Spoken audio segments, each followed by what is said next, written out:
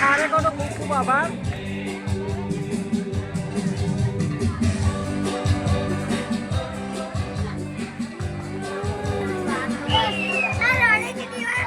જન્મદિવસનો ખૂબ ખૂબ આભાર.